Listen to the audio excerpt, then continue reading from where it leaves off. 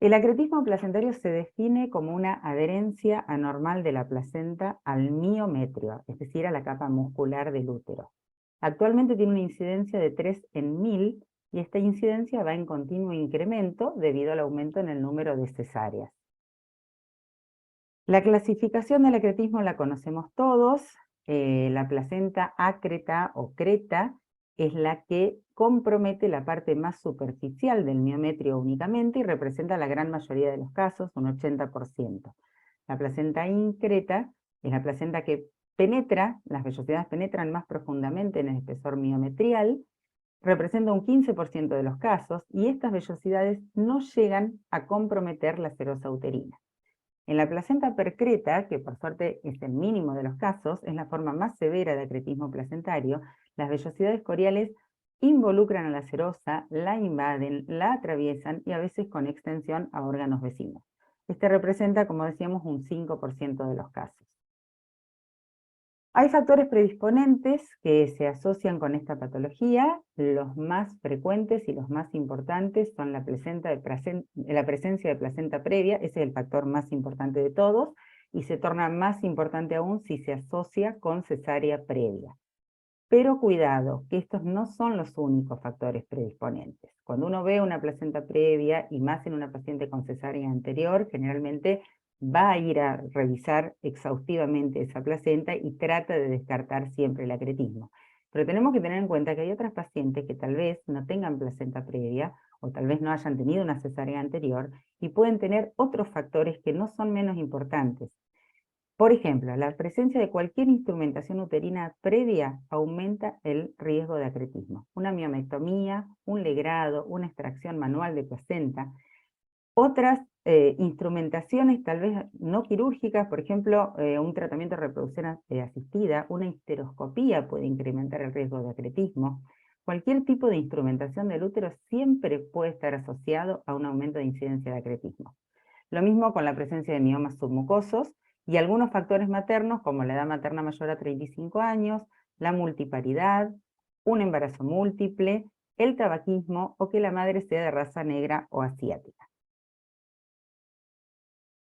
El riesgo siempre se incrementa con el número de cesáreas. Ahora, tengamos en cuenta esto, cuando tenemos una paciente con una placenta previa, ya de por sí, por tener una placenta previa, tiene un 3% de riesgo de acretismo, aún sin cesárea anterior. Si tiene además una cesárea previa, el riesgo sube al 10%. Si tiene 2 cesáreas anteriores, aumenta al 40%. Con 3 cesáreas previas aumenta al 60%, y con 4 o 5 cesáreas anteriores llega casi al 70%.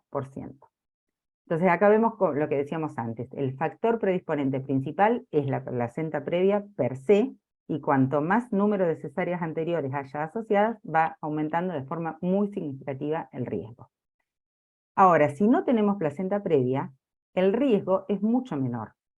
Sin cesárea previa del 0,03% y con 3 o 4 cesáreas previas aumenta al 1% nada más. O sea, se pone en evidencia, lo volvemos a repetir, que el factor más importante es la placenta previa. Pero ojo, que no todos los acretismos cursan con una placenta previa. Y nosotros no nos podemos olvidar de ese detalle, por más que no sea la mayoría de los casos, para la paciente que le toca es un 100%. Es bastante dificultoso y controvertido el diagnóstico diferencial entre los 3 tipos de acretismo. La placenta creta, que también se puede llamar adherente o vera, la placenta increta y la placenta percreta. Pero para peor, pueden coexistir los 3 grados de acretismo, o 2 de ellos, en la misma placenta en diferentes zonas. O además, puede ser que una placenta tenga una zona de adherencia que sea focal, y que a lo mejor el trastorno no sea difuso y por ende sea bastante más difícil de diagnosticar. Y para ir a buscarlo vamos a usar las herramientas que mejor sabemos usar, que son la ecografía 2D y el Doppler. Los criterios ecográficos para diagnóstico de acretismo tienen una sensibilidad y especificidad altísima si la ecografía la realiza una persona, por supuesto, que tenga un cierto entrenamiento. Se habla de una sensibilidad de casi un 80-90%, con una especificidad entre el 70 y el 100%. Es decir, que tenemos una muy buena herramienta en la mano y tenemos que poder aprovecharla. ¿Cuáles son los criterios ecográficos? Bueno, la desaparición o la irregularidad del área hipoecogénica retroplacentaria, ahora los vamos a ver. La reducción del grosor miometrial retroplacentario a menos de 1 milímetro, a veces incluso desaparece, no se alcanza a ver el miometrio.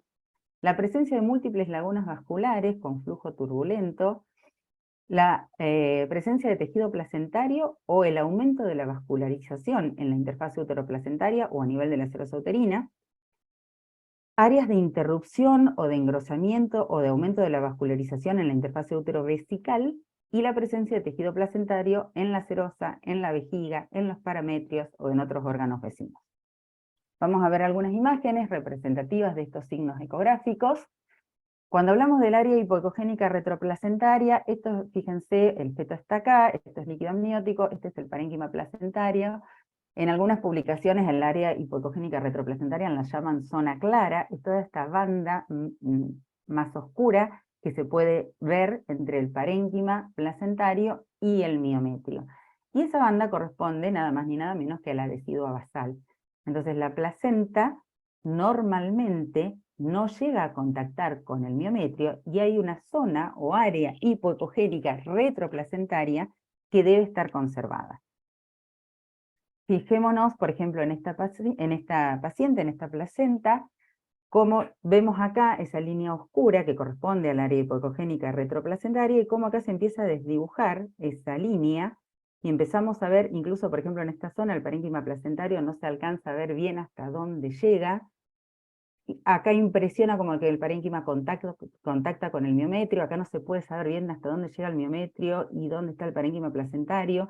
A eso nos referimos cuando hablamos de desaparición o irregularidad de la zona clara o del área hipoecogénica retroplacentaria. Segundo signo dijimos que era el grosor miometrial retroplacentario. En esta placenta, por ejemplo, vemos el parénquima placentario, la zona hipoecogénica retroplacentaria, y el miometrio, que suele tener un espesor bastante interesante, o sea, bastante gruesito, hasta que vemos la línea blanca que corresponde a la serosa. Si hay un adelgazamiento de ese miometrio o una desaparición, fíjense en este caso, por ejemplo, cómo la placenta penetra tan profundamente que se borra, se desaparece la imagen correspondiente o la banda correspondiente al miometrio, la dejamos de ver, e impresiona como que la placenta contacta en forma directa con la línea blanca de la serosa. A veces pasa esto y a veces el miometrio se ve, pero muy delgadito, y eso tenemos que sospechar que corresponde a una invasión de la placenta, por lo menos de la decidua profunda y seguramente del miometrio también. Ni hablar que cuando el miometrio desaparece ya directamente está comprometido completo. Con respecto a las lagunas vasculares, bueno, este es el signo más ominoso, es el que más nos va a llamar la atención. Cuando uno ve una placenta con múltiples lagos grandes, con flujo turbulento, con flujo abundante, seguramente va a ir a descartar el acretismo. Tengamos en cuenta que este signo no siempre está presente y no siempre es tan ominoso, y si uno quiere hacer un diagnóstico precoz, seguramente no se va a ver de esta manera la placenta, por más que tenga un cierto grado de adhesión o de adherencia al miometrio, si estamos ante un embarazo precoz. Esto es algo más tardío, que igual nos tiene que llamar la atención, por supuesto, si aparece, pero no tenemos que confiarnos en que si no tiene lagos, la placenta no tiene un acretismo. Este es un caso de primer trimestre, donde fíjense ya había un laguito, esta es una placenta previa, que tenía un cierto grado de invasión, que se veía un borramiento acá en la zona del cuello. Había un lago, pero esto no sucede siempre. A veces en el primer trimestre puede no haber lagunas.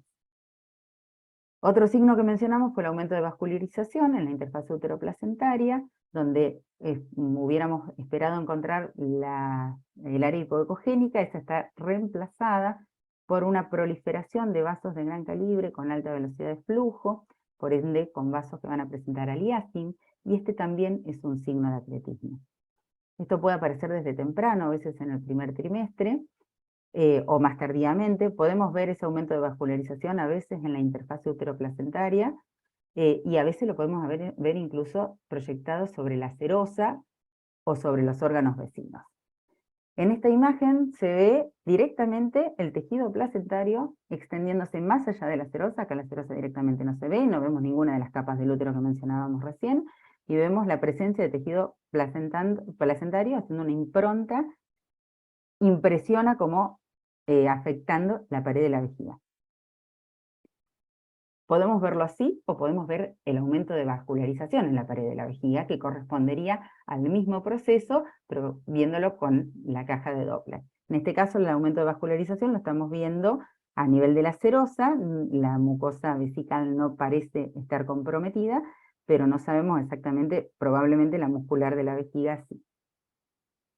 Y este es un signo que yo honestamente no he tenido posibilidad de ver. Está descrito los vasos en puente, la hipervascularización placentaria con vasos en puente, ya me contarán después ustedes sus experiencias, pero está descrito en la literatura que esos vasos con flujo de alta velocidad y de grueso calibre pueden atravesar todo el parénquima placentario y verse con esta morfología. Bueno, con respecto al manejo clínico, una vez hecho el diagnóstico, tenemos que hacer un seguimiento ecográfico bastante estricto para ver el grado de invasión, porque esto puede ser progresivo, ver si la placenta va extendiéndose, si va avanzando, si empieza a comprometer órganos adyacentes. Se elige hacer una cesárea entre semana 34 y 37, dependiendo justamente con qué velocidad vaya avanzando, hablando de una placenta pérpreta, ¿no? Para tratar de evitar una invasión muy extensa de órganos vecinos. La cirugía tiene que ser multidisciplinaria, hay que ir preparado al quirófano con personal de medicina materno-fetal, de neonatología, de ginecología, anestesia, hemodinamia, urología, angiorradiología. Tenemos que tener disponibilidad en terapia. La histerotomía, cuando uno la hace, no tiene que comprometer la zona de inserción placentaria. Si la sospecha de acretismo es baja, se puede intentar hacer una extracción manual de la placenta y si no se logra separar, o si sabemos que hay un acretismo y no se intenta directamente, se hace una histerectomía, que puede ser total o puede ser parcial. Y esto lo podemos conversar. En nuestro medio, en general, se opta por la histerectomía total, pero bueno, hay pacientes que quieren preservar el útero para volver a buscar un siguiente embarazo. Y ahí el tema, bueno, es para el debate, es complejo. Una cirugía parcial se puede hacer si la placenta no es previa, por supuesto.